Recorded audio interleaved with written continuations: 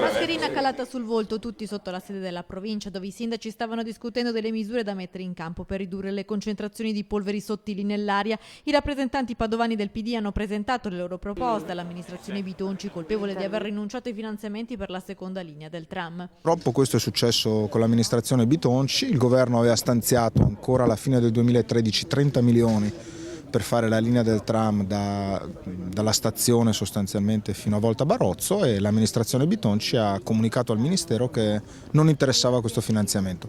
Quindi una delle scelte strategiche che si sta prendendo in tutta Europa, che è quella di potenziare il trasporto pubblico elettrico non inquinante, l'amministrazione di Padova l'ha vanificata con la nuova amministrazione. Oltre a questo c'è il caos con le nuove tratte e le riduzioni delle corse dei mezzi di trasporto urbani dopo la fusione di APS con Bus Italia. Questo dimostra la schizofrenia dell'amministrazione nella gestione del trasporto pubblico locale.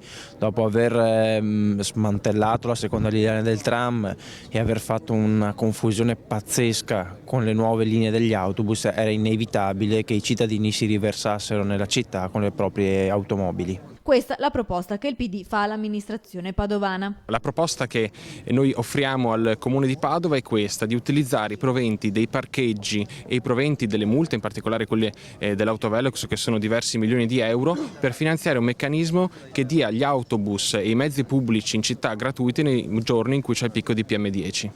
Intanto in Regione oggi i consiglieri del Movimento 5 Stelle sono entrati in aula con le tute bianche e le mascherine, mostrando le foto satellitari del Veneto coperto dallo smog. I consiglieri regionali hanno annunciato un progetto di legge lanciando una serie di proposte che iniziano proprio da Palazzo Ferrofini. Qui le stanze sono riscaldate fino a 23 gradi, mentre le normative comunali prevedono una temperatura standard di 18 gradi negli edifici pubblici.